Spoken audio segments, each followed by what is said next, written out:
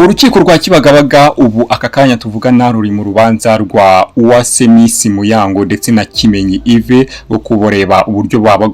bagomba gutandukana ndetse n'ikiri bugenderweho ku mitungo bafitanye ndetse n'ibindi byose byo bitandukanye. Aba rero n'ubundi bari bamaranye igihe kirekire babana mbere yuko baza kuba basezerana mu kwezi kwa mbere ku itariki enye umwaka wari 2024. Aba n'ubundi nibwo biyemeje kubana nk'umugore n'umugabo ndetse byemewe n'amategeko. Aba n'ubundi barakomeje barabana ku itariki 6 rero n'ubundi z'ukwezi kwa mbere. Icyo gihe nibwo baje bahita bajya gusaba ndetse no gukwagwa hari mu mwaka 2024. Aba bombi rero bari babanye neza mbere yuko wenda bajya mu gusezerana, ndetse twavuga ko burya abantu iyo babanye batarasezeranya ariko nyuma bakaza kuba bafata umwanzuro wo gusezerana byanze bikunze hari uburyo baba bagize bate baba babanye neza cyane. Ariko bakimara gusezerana hari ibibazo byinshi cyane byatangiye kugenda bivugwa muri uru rugo, dore ko hari na benshi cyane batangiye kugenda bavuga uburyo uru rugo ngo rushobora kuba rwaratangiye kuba rwakinjirirwa n'abantu bagiye batandukanye, ndetse uwitwa Kimenyi Yves abantu batangira kugenda bakajya bamuha comment bati buriya nta mugore wagiye ngo asige umugabo mu rugo. Ibyo byose ni byagendaga bivugwa ku mbuga nkoranyambaga, ariko ibyo byose n'ubundi Kimenyi agakomeza kugenda abyihorera. Bamwe bati kute wowe Kimenyi ugira utyo ugasigarana umwana ariko umugore akaza kuba ataha amasaha y'isa 8. Hari indi nkunduro yigize kuba yaba kuri social media nyuma yaho biza kuba bavuga bati uwitwa Miss Muyango ngo yaje kuba atwarwa na DJ Brian. Izo ni inkuru zagiye zivugwa ku mbuga nkoranyambaga, ariko murabizi neza ko ibyo byose burya abantu iyo bibaniye neza hari ibitero byinshi cyane bigiye bituruka hirya no hino, biba bigomba kuba bigiza bitero bigomba kugenda bisenya urugo rwabo. Icyo gihe rero n'ubundi ibintu byarakomeje, ibintu batangira kugenda babana nabi, ariko ugasanga birimo biragenda bavuga ko uwitwa Kimenyi yaje kuba afata umwanzuro wo gufasiga Muyango ho hari mu hagati y'umwaka 2025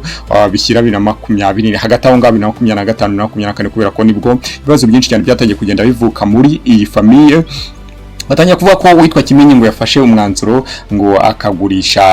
imwe muri salo yari afite, ndetse ngagatangira kuba yajya kwibera muri ghetto. Abandi batangira kuvuga ko yagiye gucumbika mu ngo z'abantu, abandi bagenda bavuga amagambo rero agiye atandukanye. Ibyo byose n'ubundi uwitwa Miss Muyango Kurutine akomeza kugenda abirwanira kure, avuga ko abantu bashaka kuba batera urugo rwabo cyangwa bashaka kurutezamo amakimbirane, ibyo ngibyo batazigera babibona. Nyuma yaho rero hari bindi inkuru zigize kuba zamo umukobwa witwa Nana wibera muri Leta Zunze za Amerika. Bavuga ko ngo uyu nguyu ashobora kuba ari we byaranye impanga n'uwitwa Kimenyi Yves. Ibintu byatangiye kongera kubyara uruntu ku mbuga nkoranyambaga, ibintu bihinduka ibindi saga zirongera ziravuka. Murabizi amakuru ku mbuga nkoranyambaga amenshi cyane, iyo umuntu abonye agakuru gatoya cyane hari igihe azana izindi nkuru zindi zishamikiyeho, usibye ko inzego zibishinzwe rimwe na rimwe zijya zigira zitya zikabyinjiramo zikabikurikirana zivuga ziti buri abantu batangaza amakuru y'ibihuha burya ntabwo muba muri beza, ni mpamvu mugomba gukurikiranwa. Ayo makuru yose aravugwa uburyo Kimenyi ngo yaje kuba abyarana impanga na Nana,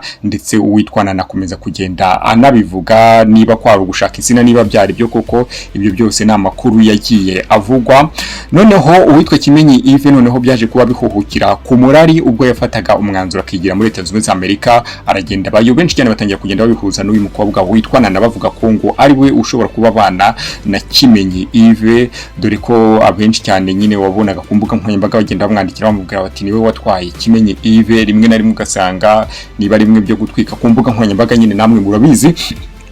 Icyo gihe rero witwa Kimenyi yaje kuba ava muri Leta Zunze za Amerika, ndetse nyuma yaho nza kumubona mu gihugu cy'Ubushinwa. Ahantu rwose naraharebye mbona nshobora kuba ameze nkaho mpaziho ukuntu mubona mu gihugu cy'Ubushinwa. Benshi cyane bavuga ko ngo yagiye mu bintu bya business, ariko nanone bakajya bavuga bati aracyari kumwe na Muyango. Buriya ni Muyango ubagize ute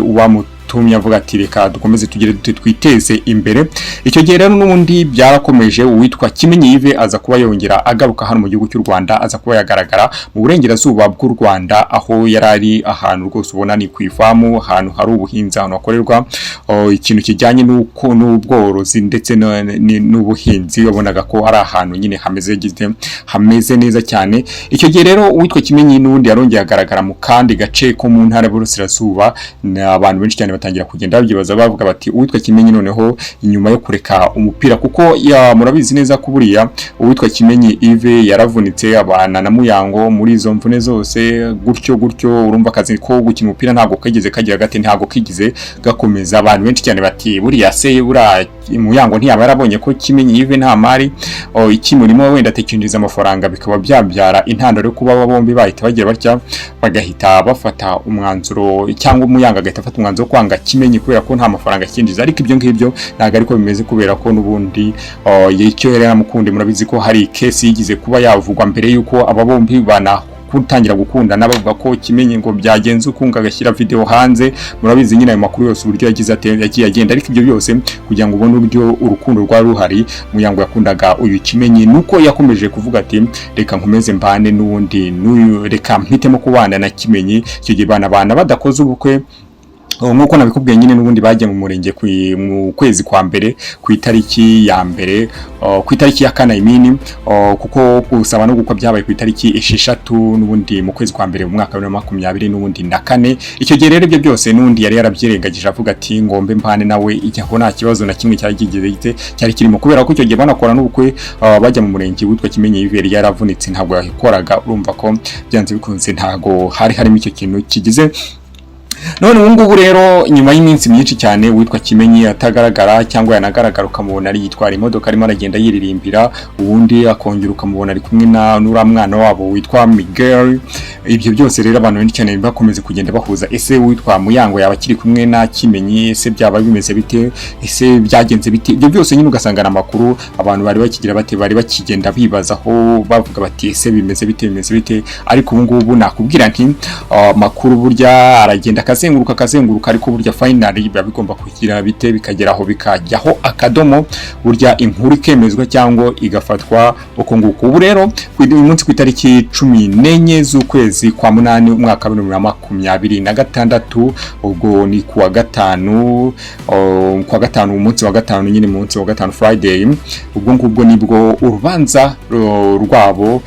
bombi nyine mu gutandukana ku kijyanye n'imitungo ubwumvikane ibiki byose murabizi ibintu bijya mu manzi kuno bigomba kuba bigira bite bigomba kugabanywa niba ari imitungo bafite kira kintu cyose ibyo byose bikaza kuba bigira bite bikaza kuba bikurikiranwa rero uyu munsi nibwo